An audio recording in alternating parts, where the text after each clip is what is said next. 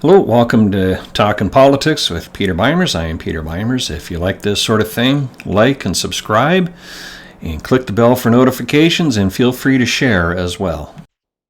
Well, Bill C-9 is coming to a head against me. I have to decide what to do. In a couple weeks, I am preaching a sermon on Genesis 1, particularly verse 27, where God declares that he created male and female. And he created them. That is plural. He made two genders, male and female, and that's it. Now, according to today's Bill C-9, folks, that is considered hateful.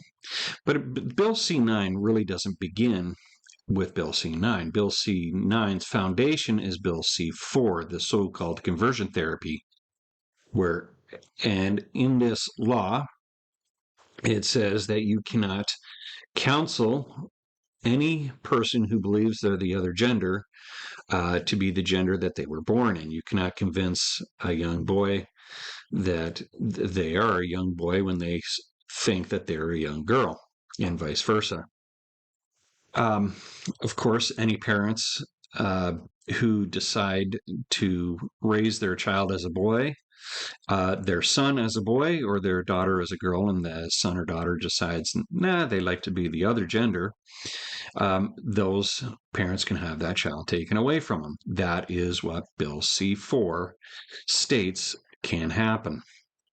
If one parent says no and one parent says yes, the parent that says no can be charged and have the child's parental rights or the parental rights taken away from him. And that's where Bill C-4 really has a foundation for Bill C-9. Included in Bill C-4 was every MP at the time, doesn't matter what party, because they voted unanimously, declared that Genesis 1:27 is a myth.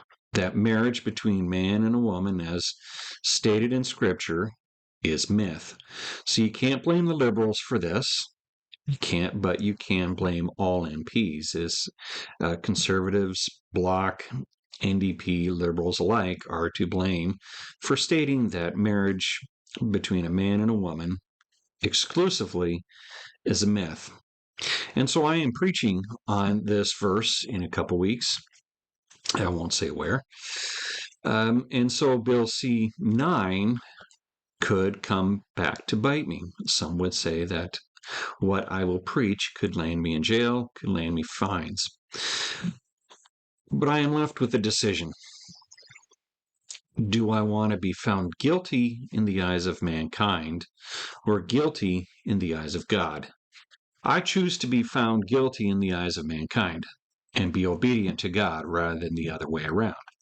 So if you want to call me hateful, transphobe, of course there's no such thing, or whatever name in the book that you want to call me, that's up to you.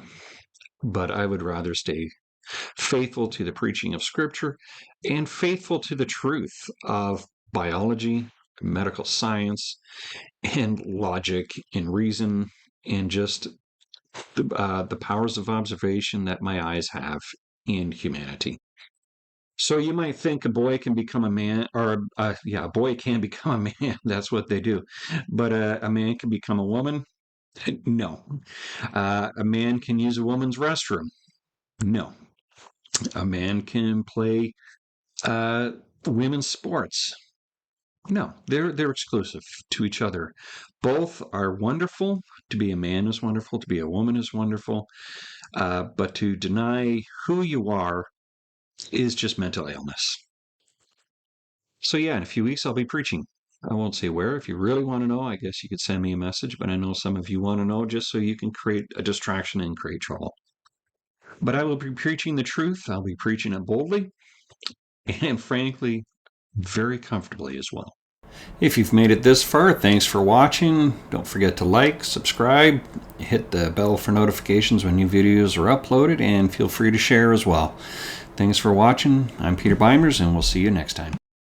Let's talk Blue Jays for a quick second. It looks like they're on a roll. They've won a bunch of series in a row. They split with Minnesota. So let's hope the good times keep rolling. And who knows, maybe by this time next week, they'll be at 500. And by the end of the month, they can be over 500 and be pushing for first place again.